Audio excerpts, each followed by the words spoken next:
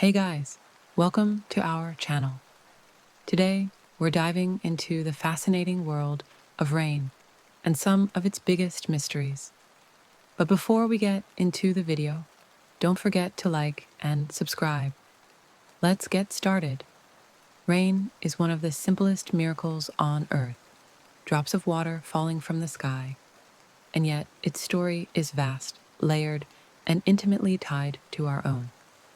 It is at once science and poetry, history and future, blessing and threat.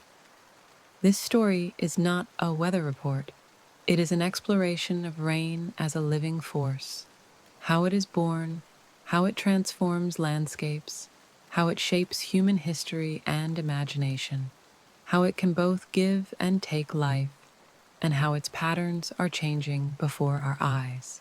Across the story, we follow rain from its first shimmering birth in the clouds to the transformations it brings, the songs it sings, the myths it inspires, the dangers it unleashes, and the way its absence carves its own mark on the world.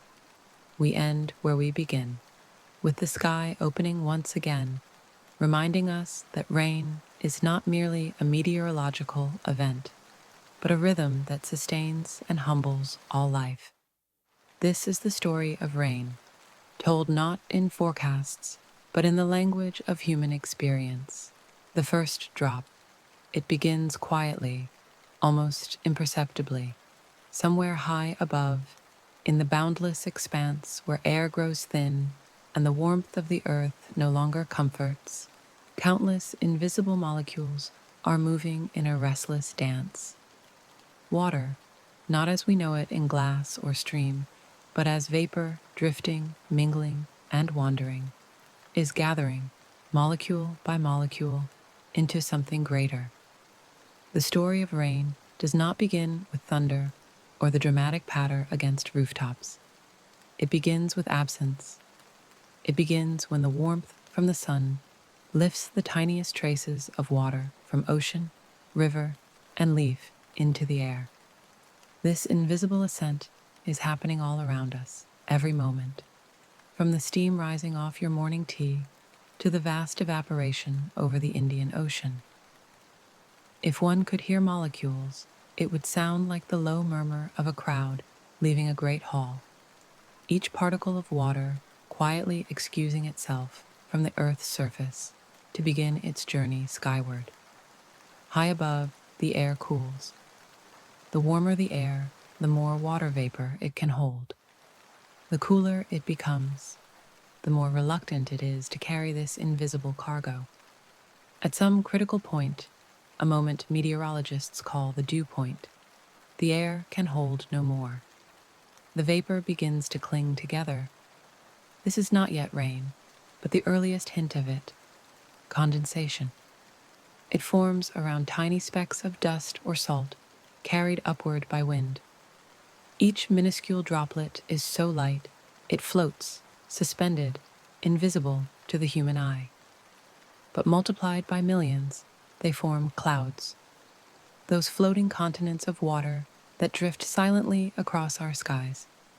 To the poet, clouds are symbols of longing, of change, of coming storms. To the scientist, they are the first assembly line of rainfall. The journey of a raindrop is not just a fall from the sky, but a transformation, one that requires the cooperation of countless forces. Heat from the sun, the movement of air masses, and the microscopic alchemy of water molecules binding together. Within the cloud, droplets collide and merge. Some are torn apart by turbulent winds, only to meet again and rejoin with others. As they grow heavier, they begin to defy the air currents holding them aloft. Still, they are not yet falling. Within the cloud, upward drafts can be strong enough to keep even the heaviest drops suspended. It is a delicate negotiation between gravity and wind, between weight and lift. And then, at last, one drop grows just enough to tip the balance. Gravity takes its quiet victory. The droplet begins to fall. That first drop may have traveled for days, even weeks, within its cloud. It may have been born from the evaporation of seawater lapping the shores of Sri Lanka, joined by another drop from a puddle in rural Kenya, and yet another from the perspiration of a leaf deep in the Amazon rainforest. Rain is never singular in its origin. Each drop is a composite, a collaboration of distant places and countless moments in time. As it begins its descent, the droplet passes through layers of air, each with its own temperature, pressure, and current.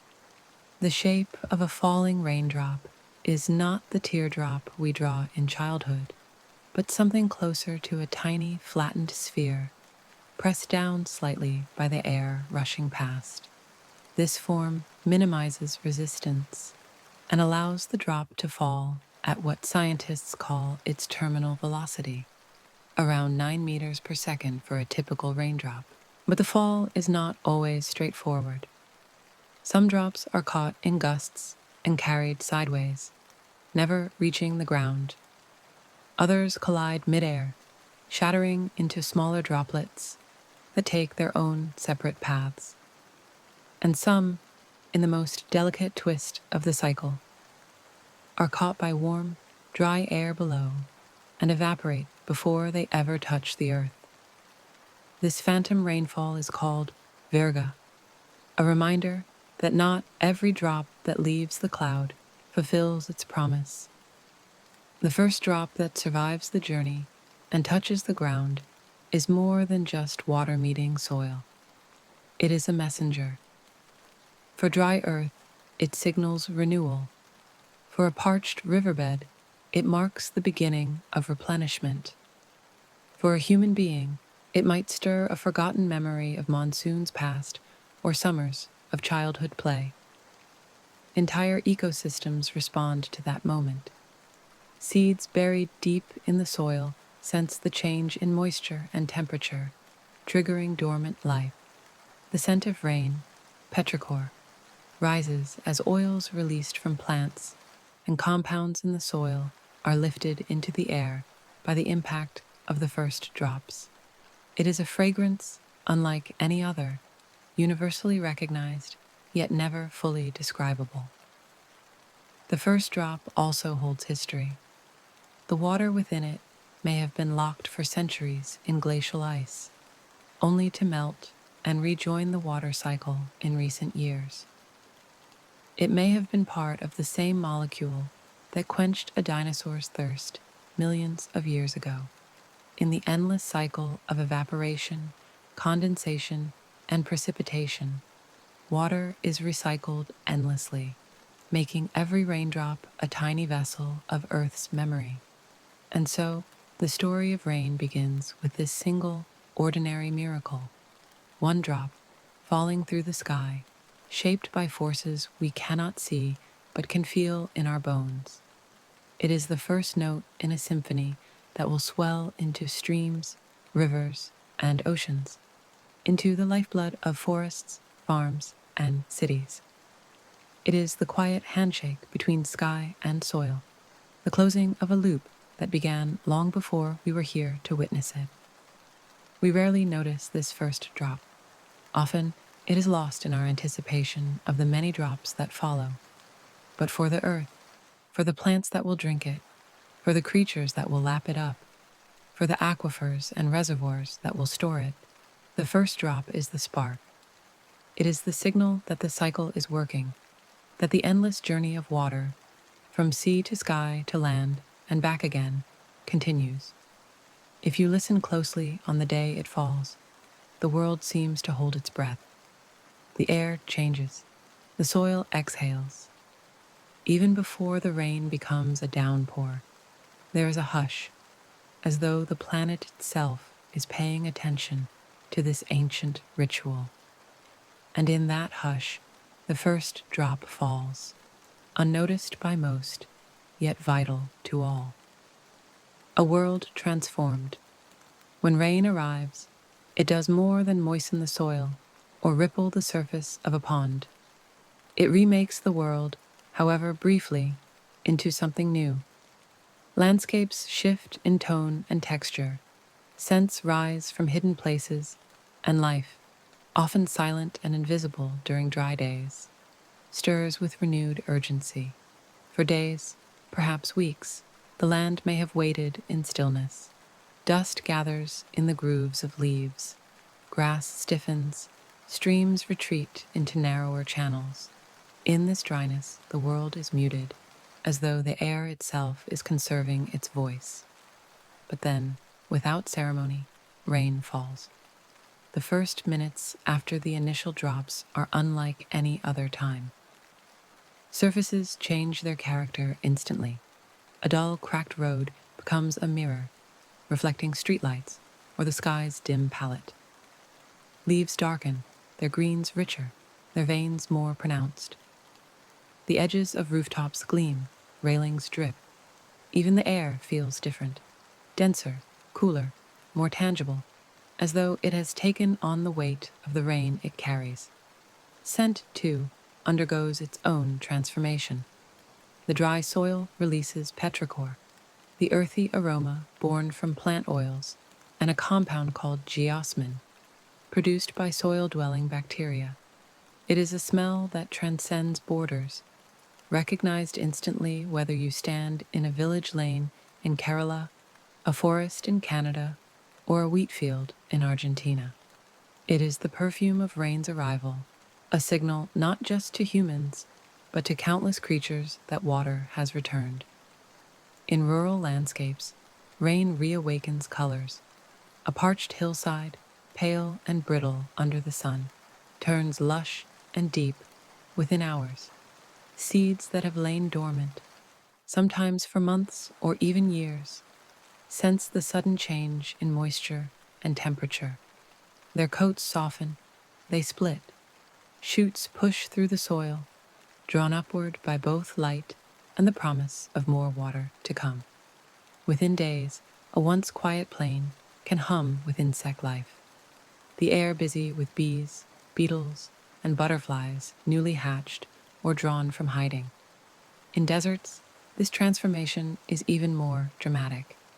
The phenomenon is known as a desert bloom, an almost miraculous eruption of flowers and greenery in places that seem inhospitable to such abundance. In Chile's Atacama Desert, one of the driest places on Earth, rare rainfall can turn vast stretches of sand into a carpet of wildflowers, each bloom timed to complete its entire life cycle before the moisture vanishes again. In Australia's outback, seeds from hardy desert plants burst to life within hours of a storm, attracting birds and pollinators from miles away. Cities, too, change under rain. The familiar geometry of streets and buildings softens. Neon signs reflect on wet pavement, doubling their glow. Headlights become streaks of gold and white in puddles. The rhythm of life slows or quickens depending on the downpour's mood. People open umbrellas in hurried choreography or stand under awnings, watching the rain wash dust from the air. A city after rain smells cleaner, fresher, as though its surfaces have been scrubbed of the grit of daily movement. For animals, rain's transformation is not just aesthetic, it is survival.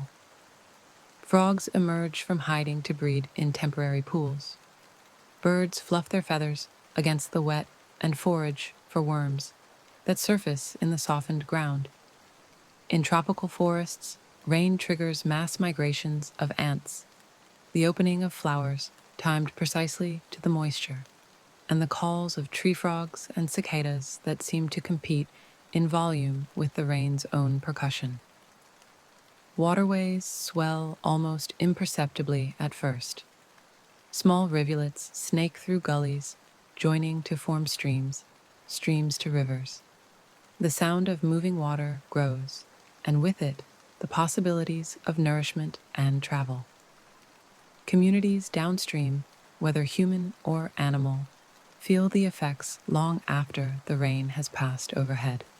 Reservoirs fill, wells are replenished, and underground aquifers quietly receive their share of the bounty. Even in places where rain is frequent, each event reshapes the landscape in subtle ways. Soil composition changes as minerals are moved and redistributed. Fallen leaves are carried into drains or streams, where they decompose and feed aquatic life. On farms, the timing and amount of rain can determine the year's harvest, influencing everything from the sweetness of grapes in a vineyard to the yield of rice paddies. But perhaps rain's most profound transformation is in the human spirit. A dry season can wear on the mind, making days feel stagnant and airless. The first storm after such a season can feel like release, an emotional cleansing as much as a physical one.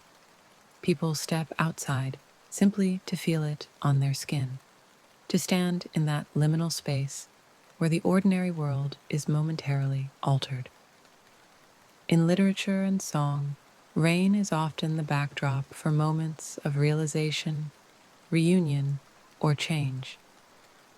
In life, too, it has a way of making the everyday feel different, even if only for the time it falls. And yet, this transformation is temporary. The world holds on to rain's freshness for hours or days, but the cycle always continues.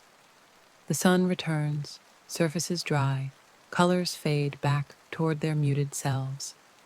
The water that changed everything moves on, into rivers, into the air, into the roots of plants, continuing the endless circuit described in the previous stories. Still, for those who witness it, the change is unforgettable. It is proof that landscapes, no matter how still or lifeless they seem, are never truly static. They are waiting, always, for the touch of rain, that quiet, persistent sculptor, to reveal their other selves. Songs of the rain, long before humans could measure rainfall in millimeters or explain the physics of precipitation, we could hear it.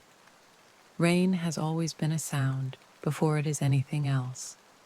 A low, distant whisper on the horizon, a soft patter on leaves, a sudden drum roll on a tin roof.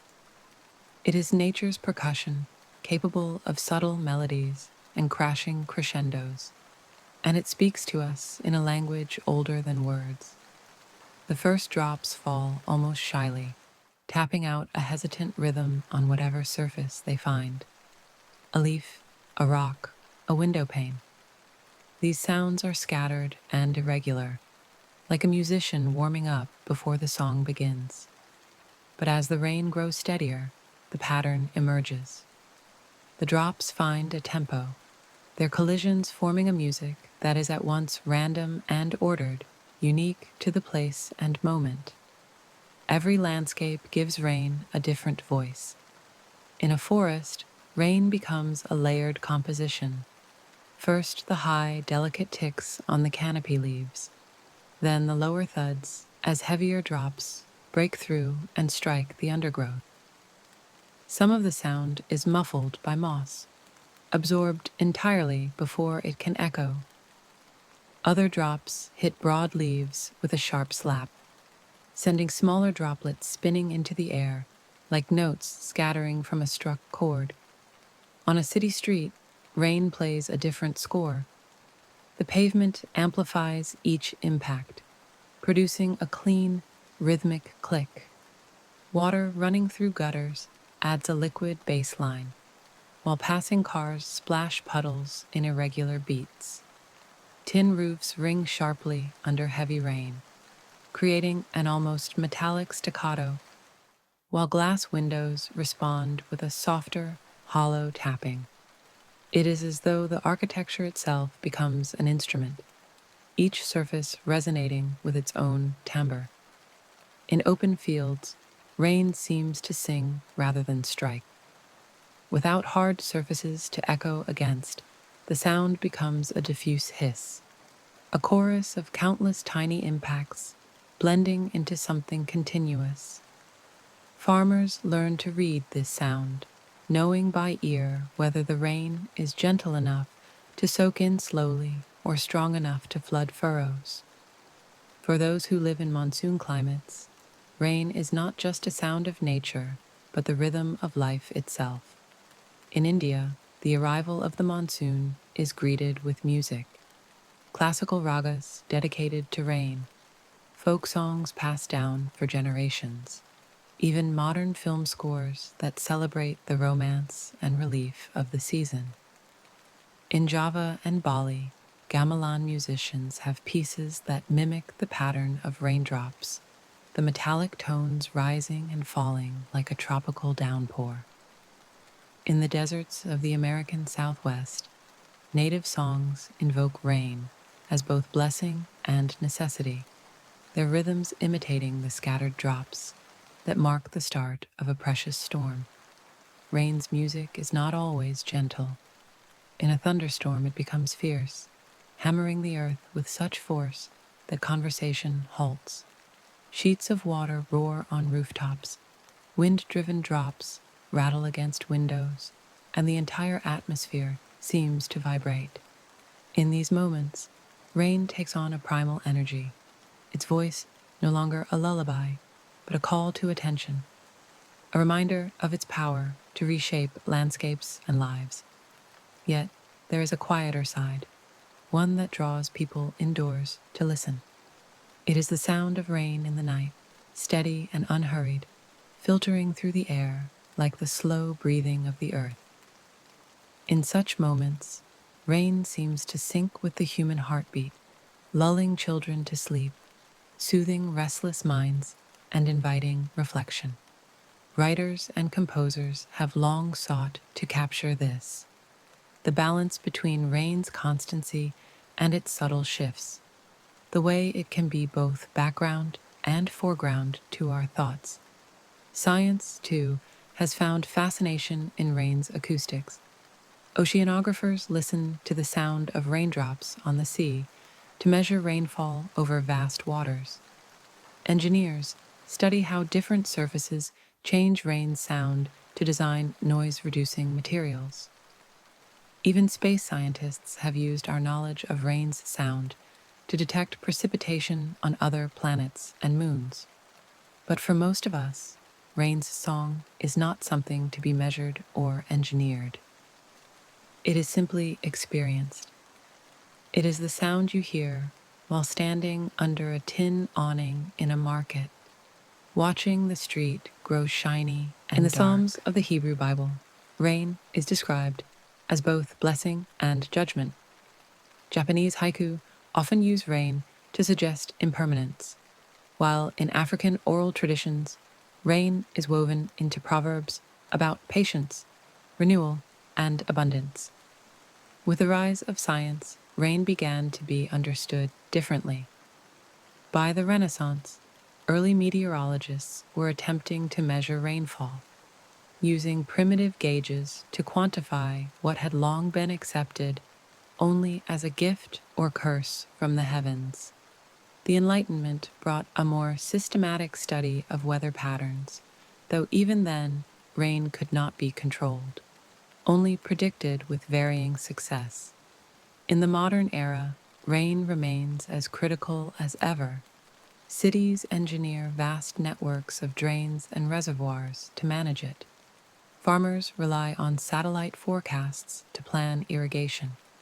Scientists seed clouds in hopes of coaxing rain over drought-stricken areas, a practice that blurs the line between natural and artificial weather. And still, for all our technology, rain can humble us in a moment, flooding streets in the world's wealthiest cities or failing to arrive in some of the poorest. Through all these centuries, rain has been a common thread in the human story. It has filled our wells, our fields, our myths, and our memories. It has taught us patience, humility, and respect for cycles larger than ourselves. It has shaped migration, inspired wars, blessed harvests, and ended them. and in every age, no matter how advanced our understanding, rain has kept its power to change not just the land, but the course of history itself. Story 6: Monsoon, the Great Giver. In some parts of the world, rain is scattered and uncertain, a passing visitor that appears without pattern and leaves without promise. But in others, it arrives with such regularity and force that it defines the rhythm of life itself. The monsoon is one of nature's grandest appointments, a vast seasonal orchestration of wind, heat, and ocean that delivers rain to nearly half the world's population. To those who live within its reach, it is not just weather, it is the great giver. The word monsoon comes from the Arabic mausim, meaning season, and the name captures its essence. The monsoon is not a single storm, but a seasonal shift in wind patterns that carries with it the breath of oceans and the weight of rain. It is most famously associated with South and Southeast Asia, but monsoon systems also shape life in West Africa, Northern Australia, and even parts of the Americas. In South Asia, the monsoon's arrival is as anticipated as any festival. For months, heat builds over the Indian subcontinent, baking the land and drawing moisture from soil and skin alike. Rivers shrink, fields crack, and the air hangs heavy with dust. Then, somewhere in early June, the first signs appear. The wind shifts direction, flowing in from the southwest, carrying with it vast amounts of moisture evaporated from the Indian Ocean. When the monsoon finally breaks, it does so not with a whisper, but with a roar. The first rains are often accompanied by dark, towering clouds, sudden gusts, and the electric scent of petrichor rising from long parched earth. Streets flood within hours, children dance barefoot in the downpour, and farmers smile with the relief that only those who depend directly on the soil can know. The dry months are over. The great giver has returned. For farmers across the region, the monsoon is the single most important factor in their year. In India, more than half of the farmland relies on monsoon rains for irrigation. A good monsoon can mean bumper harvests of rice, wheat, pulses, and cotton. A weak or delayed monsoon can bring drought, crop failure, and economic hardship. This dependency has been true for centuries.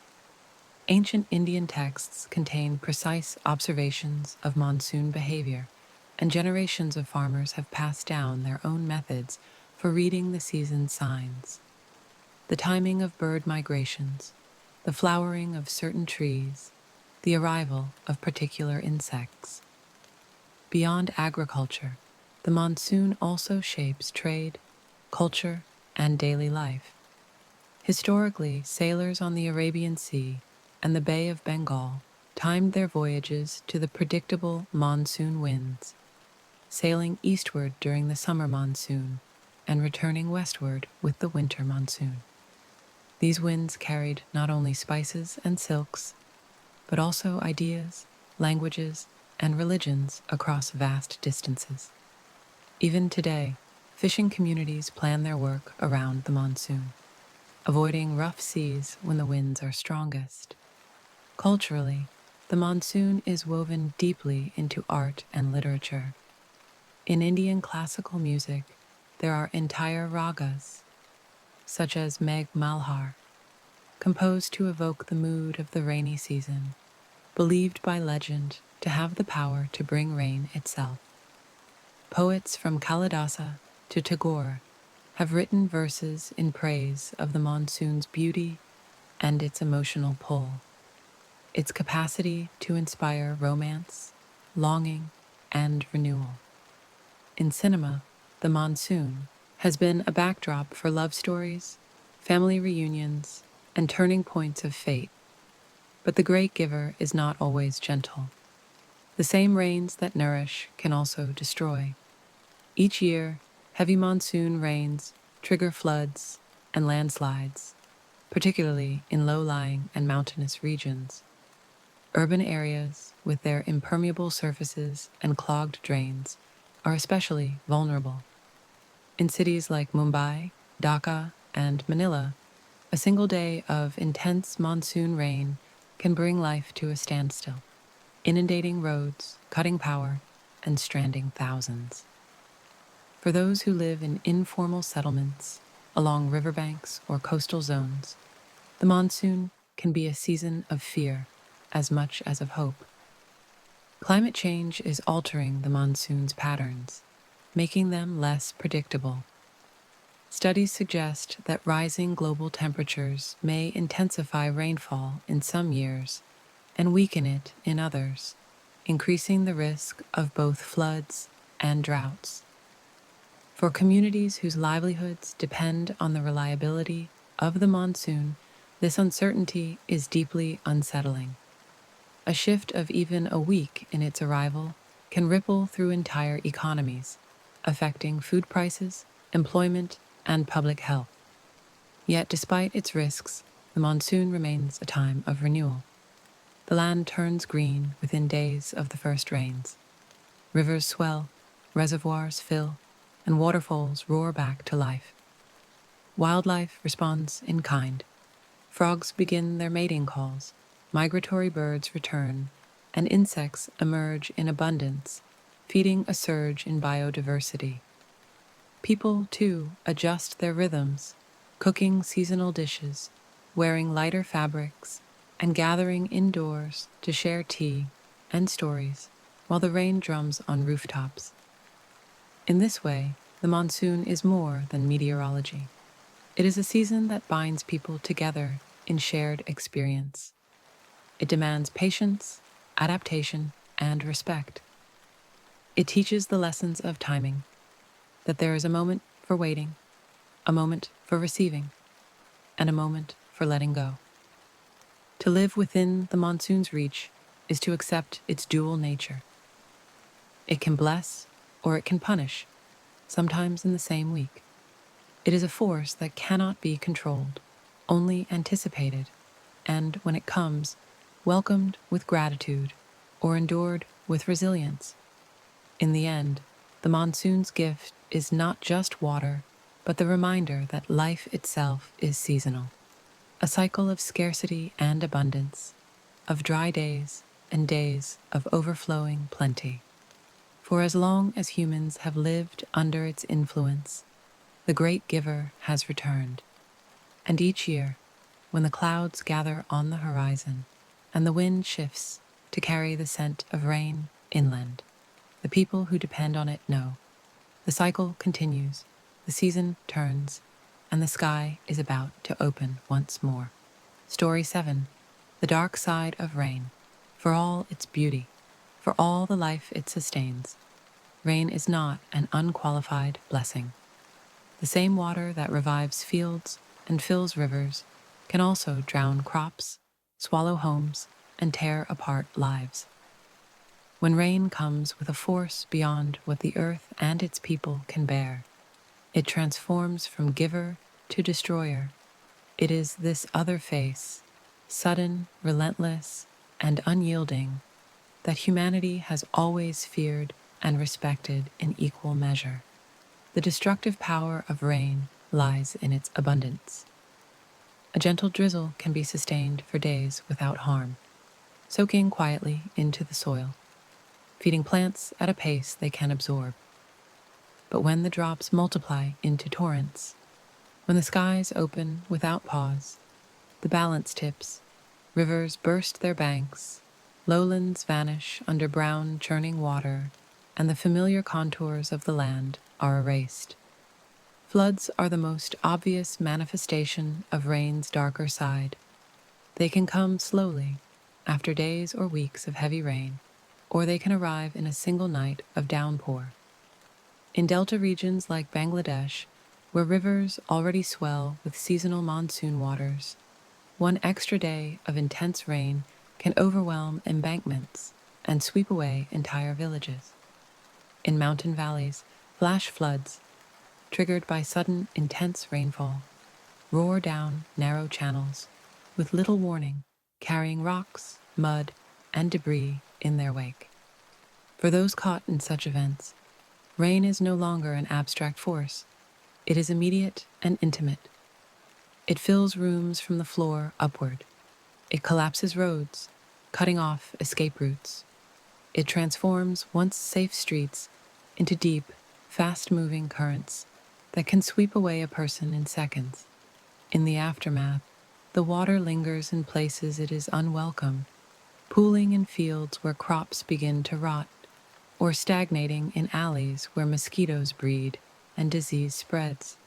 In hilly and mountainous regions, heavy rain also awakens another danger: landslides. Rainwater seeps into the soil, loosening its grip on the underlying rock. When the slope can hold no longer, entire sections of hillside give way, burying homes and roads beneath tons of mud and stone. Such events can happen in moments, turning the soft sound of rainfall into the deafening rush of earth in motion. Even far from mountains and rivers, rain can reveal. It is the rhythmic tapping that follows you along a hiking trail as a sudden shower sweeps through. It is the echo inside an empty room when rain hits the roof, making the space feel alive. And when the rain stops, there is the after music, the softened drip from leaves, the gurgle of water still making its way through gutters, the faint hiss of moisture evaporating from warm pavement. These lingering sounds are like the final notes of a performance, fading but still present, leaving the listener in a space between silence and memory. To listen to rain is to hear the earth in conversation with itself.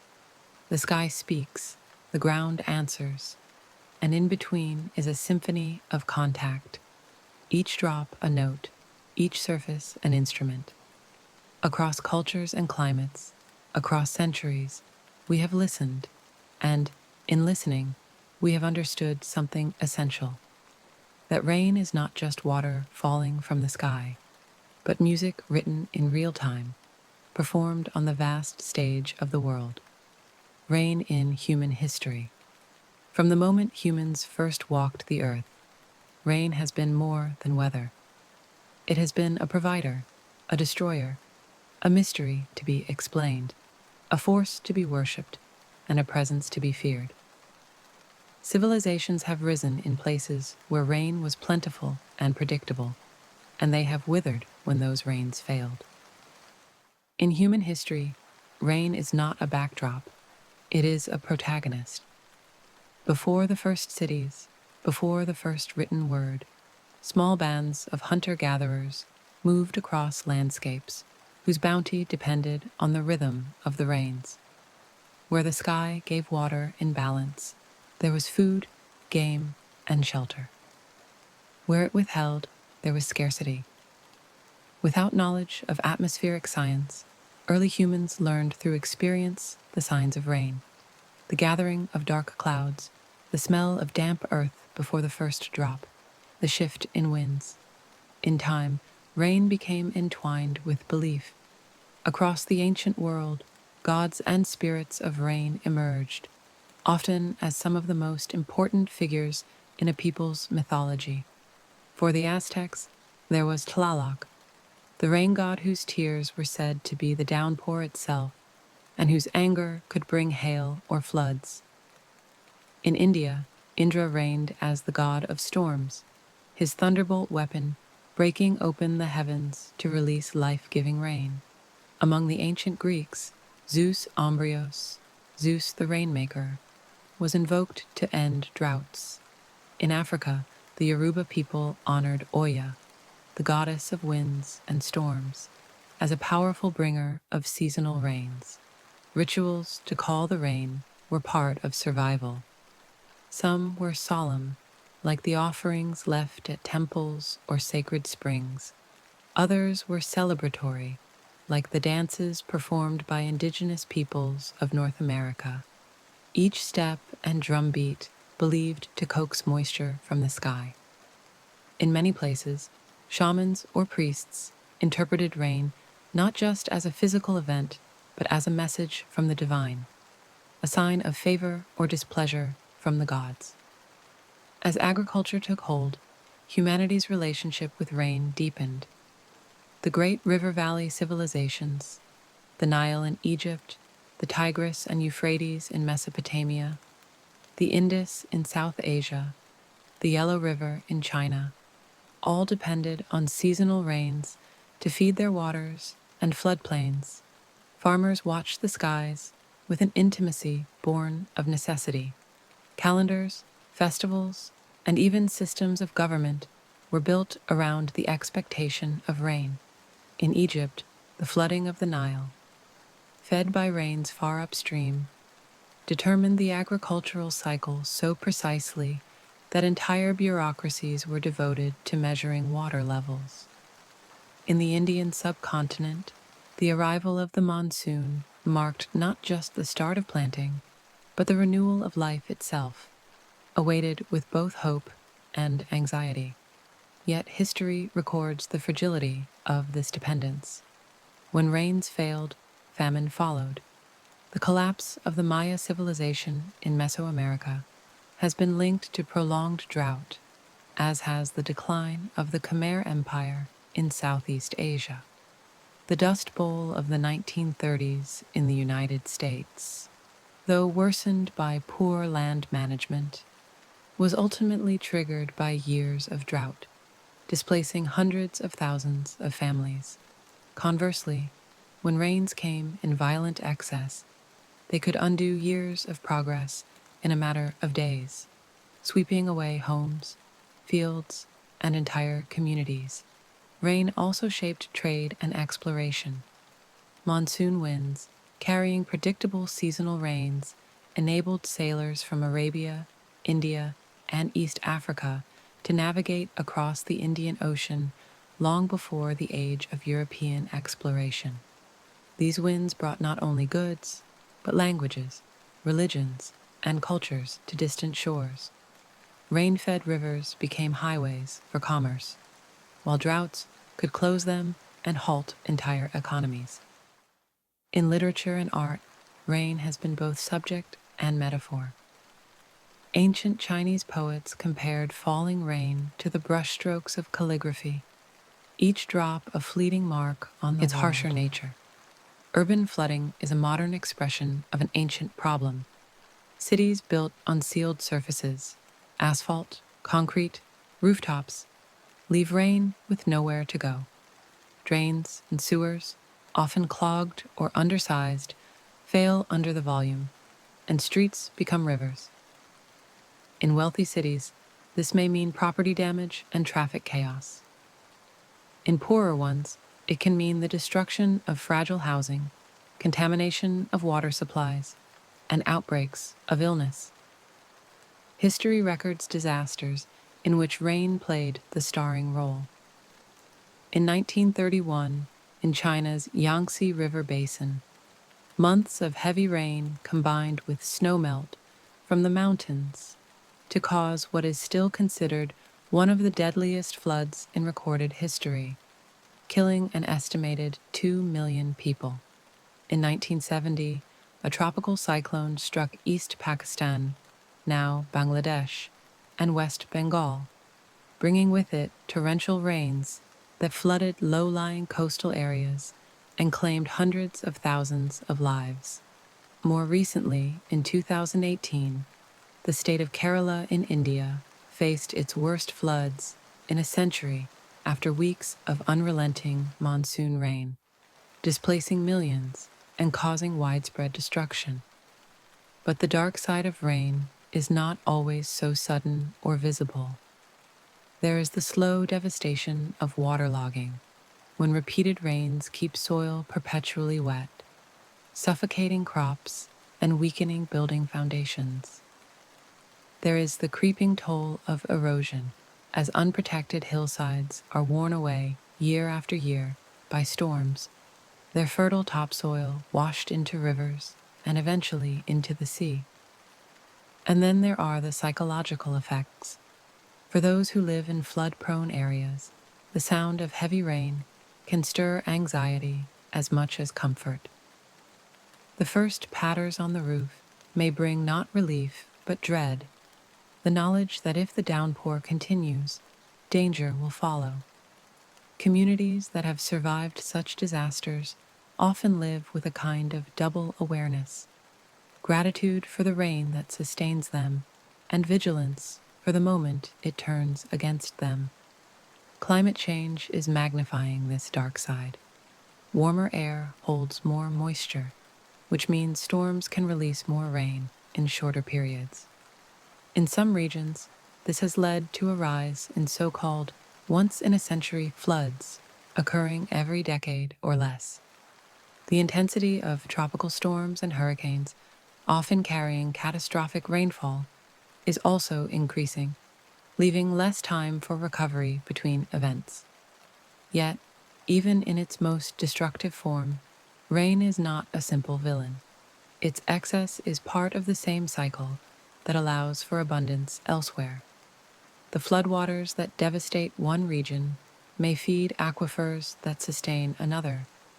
The storms that uproot trees also scatter seeds.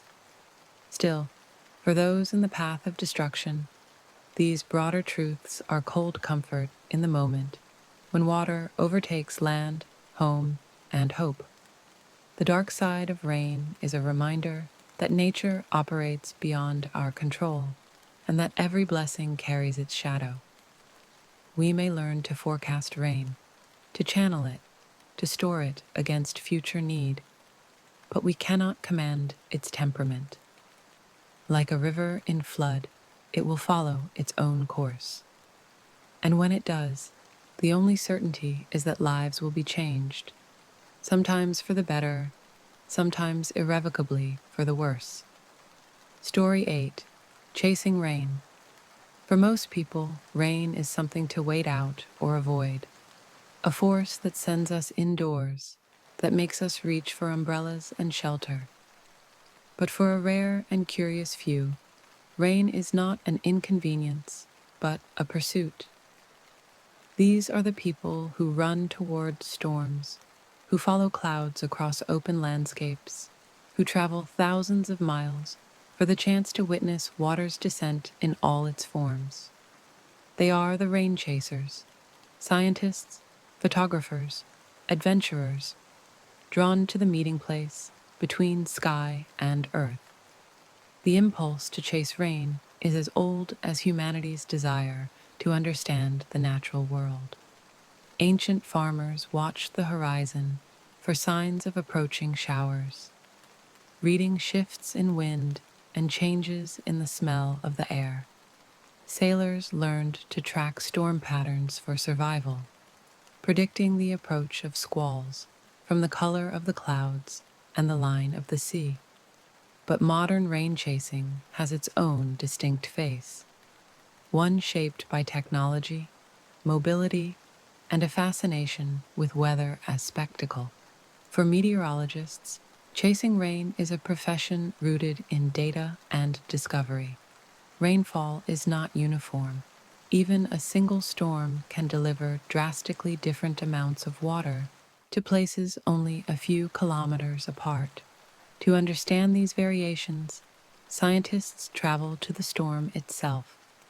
They bring instruments to measure droplet size, wind speed, air pressure, and temperature, all in the chaotic environment of falling rain. The information they collect helps improve weather forecasts, flood warnings, and climate models. Some chasers are storm trackers in the truest sense, pursuing not just rain, but the larger systems that produce it. In the American Great Plains, these pursuits often involve supercells. The absence of rain is cyclical, part of a pattern that communities have adapted to over generations. The Sahel in Africa has long had alternating wet and dry seasons, as has the Australian outback. But in recent decades, these dry periods have lengthened and intensified. In East Africa, delayed and failed rains have pushed millions toward hunger. In California and the American Southwest, prolonged drought has drained reservoirs to record lows, forcing cities to impose water restrictions and farmers to abandon fields. The science is stark. As the climate warms, evaporation increases. Warmer air can hold more moisture, but this does not mean more rain falls everywhere. In fact, the water vapor often stays in the atmosphere longer or is carried away to fall in extreme bursts elsewhere, leaving vast areas under an empty sky.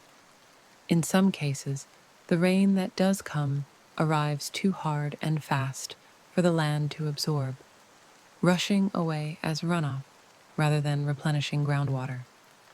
The vanishing rain is not just a problem of thirst, it is a problem of survival.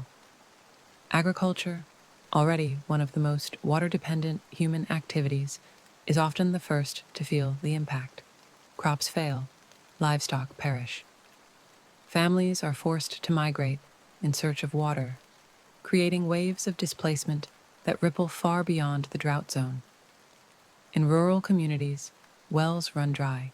In cities, taps produce little more than a trickle.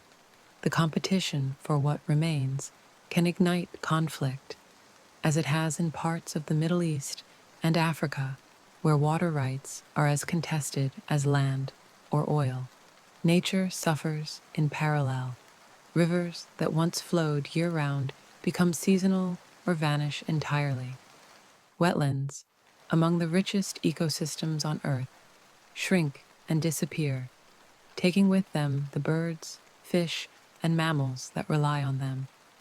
Forests, stressed by lack of moisture, become tinder for wildfires that release vast amounts of carbon back into the atmosphere, worsening the very conditions that deprived them of rain. Some losses are permanent. In Chile's Petorca province, avocado farming and climate shifts have combined to drain aquifers to the point where entire valleys have dried beyond recovery. In parts of India, over-extraction of groundwater during dry years has caused land subsidence, collapsing wells, and making the earth itself sink. Where rain fails year after year, the land does not simply pause, it changes. Soil erodes, vegetation dies, and the desert advances. The cultural impact of vanishing rain runs deep. In societies where rain has long been celebrated in song, ritual, and festival, its absence creates not just physical hardship, but a kind of spiritual drought. The festivals go on, but with an undercurrent of anxiety. Farmers speak of planting by faith alone. In some places, prayers for rain are revived after decades of being set aside, while in others, rainmaking ceremonies become acts of both hope and protest. Technology offers some responses. Desalination plants to turn seawater into drinking water, cloud seeding to coax rain from stingy skies, drip irrigation to stretch every drop further. But these are stopgaps, not cures.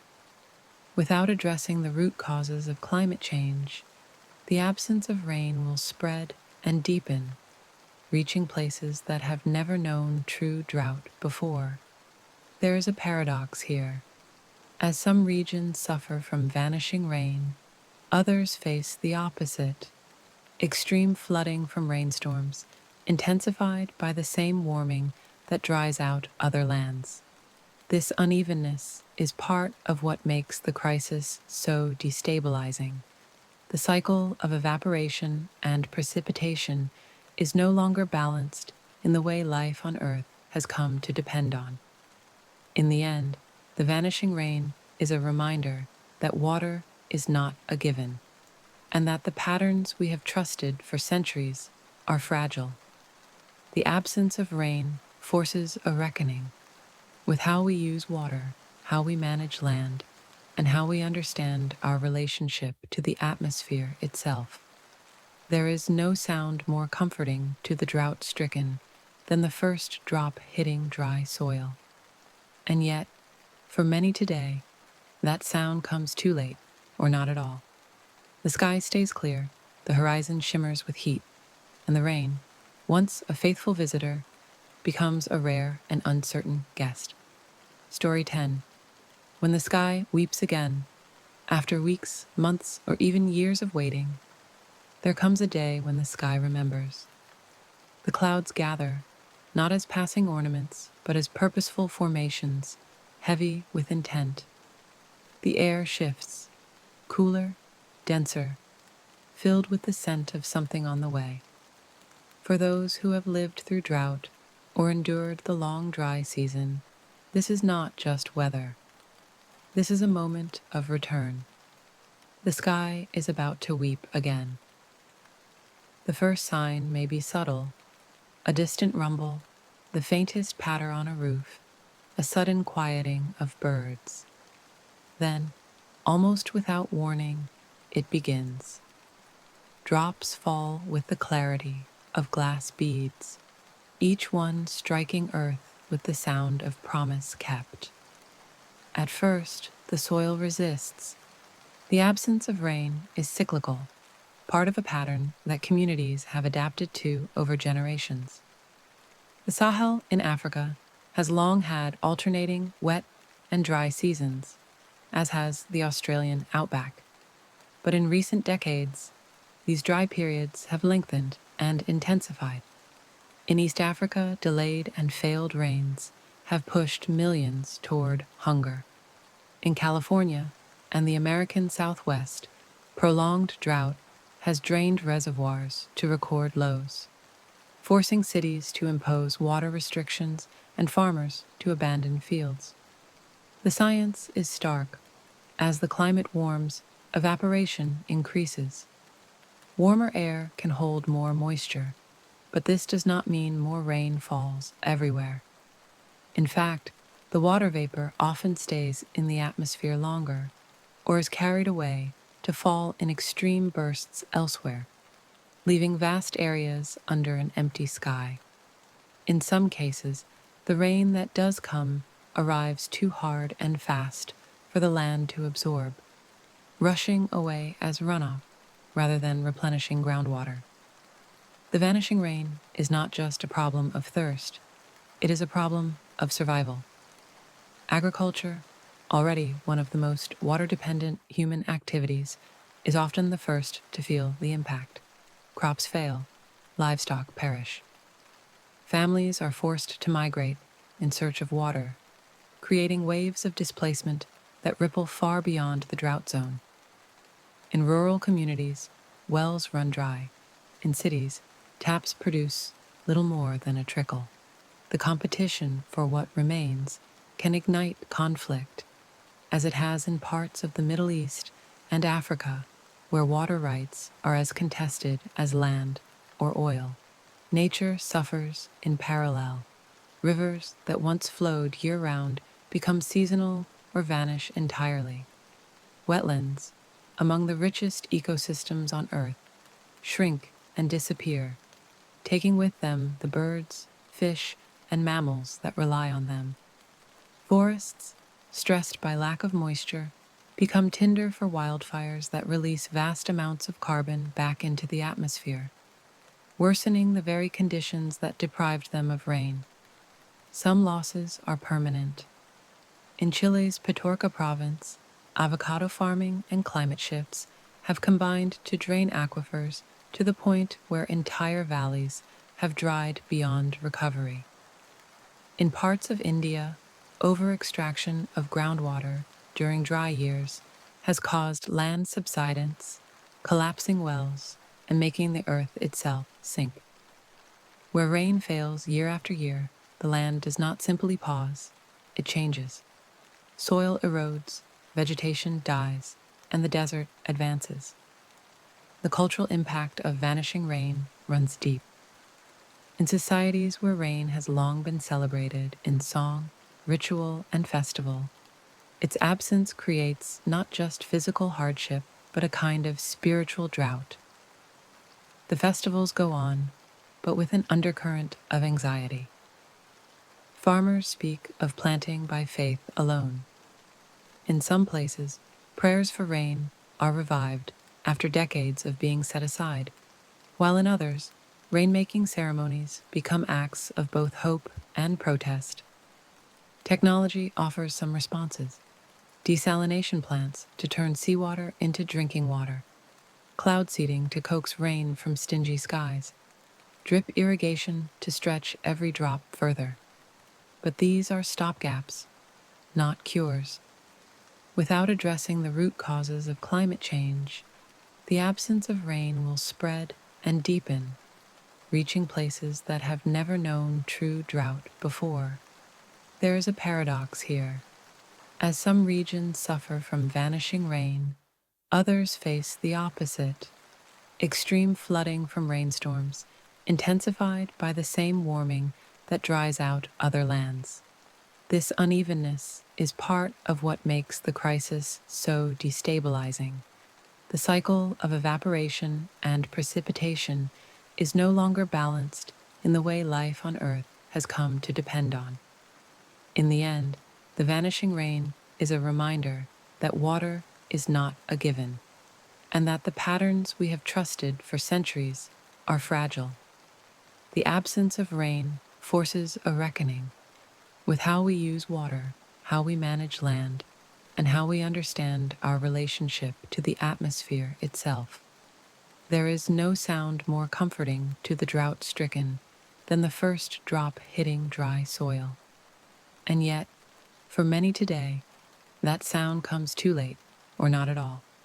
The sky stays clear, the horizon shimmers with heat, and the rain, once a faithful visitor, becomes a rare and uncertain guest. Story 10. When the sky weeps again, after weeks, months, or even years of waiting, there comes a day when the sky remembers. The clouds gather, not as passing ornaments, but as purposeful formations, heavy with intent. The air shifts, cooler, denser, filled with the scent of something on the way. For those who have lived through drought or endured the long dry season, this is not just weather. This is a moment of return. The sky is about to weep again. The first sign may be subtle: a distant rumble, the faintest patter on a roof, a sudden quieting of birds. Then, almost without warning, it begins. Drops fall with the clarity of glass beads, each one striking earth with the sound of promise kept. At first, the soil resists, the water pooling in shallow dimples. But soon the ground softens and drinks deeply, as if it has been holding its breath for this very moment. For people, the return of rain can be overwhelming. Farmers step into their fields to feel the water on their skin, sometimes laughing, sometimes standing in silence. Children, too young to measure time in seasons, simply know joy, running through the downpour, arms outstretched. In cities, commuters pause under awnings, watching as streets darken and the dust is washed into rivers that rush toward the sea. The air is alive with the scent of renewal, that earthy perfume of petrichor rising like incense from the ground. The change is immediate. Within hours, the landscape begins to shift. Leaves regain their sheen, grasses push upward, streams swell and break into song. Birds call out from wet branches, and insects, sensing the shift, emerge to fill the air with movement. The world seems louder, brighter, as if every living thing is celebrating. The return of rain is not just a physical event, it is an emotional one. For those who have lived with scarcity, it brings relief that runs deeper than words. It is the lifting of a weight, the loosening of a knot in the collective chest. Even for those who see rain often, its arrival after a stretch of dryness feels like a reassurance. The cycle still works. The planet still remembers how to give.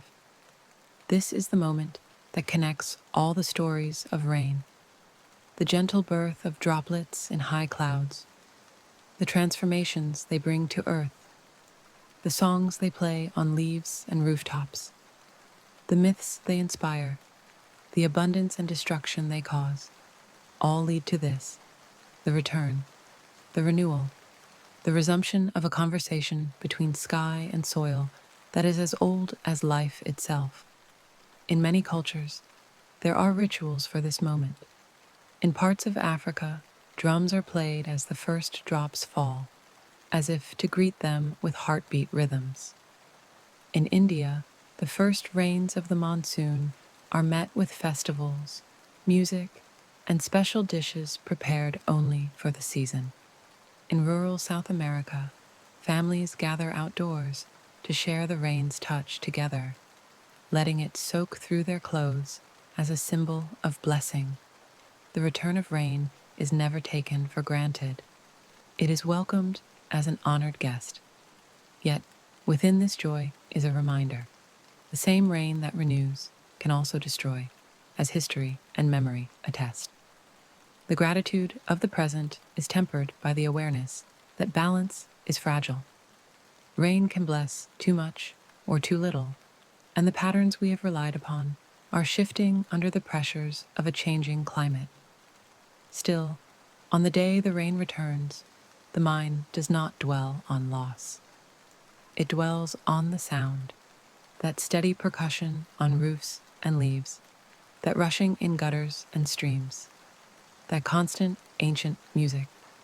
It dwells on the sight of droplets hanging from every surface, on the feel of wet earth underfoot, on the taste of cool air washed clean. It dwells on the truth that, for this moment, the sky is giving again. The cycle continues. This rain will flow into rivers, seep into aquifers, rise again into the air. It will become clouds over another land, perhaps fall into another ocean, perhaps one day return to this same patch of earth. And when it does, someone will notice, someone will pause, look upward, and feel the same recognition that has stirred hearts for millennia. Because when the sky weeps again, it does more than end the dry days. It reminds us that we are bound to this rhythm: the give and take, the absence and return, the waiting and the receiving. It is a rhythm older than our cities, our histories, our names. A rhythm we did not create, but that shapes every living thing. And as the rain falls, we are reminded of one final truth: that no matter how much we measure, predict, or attempt to control it, rain remains a gift, one that arrives in its own time, in its own way, and with its own power to change the world.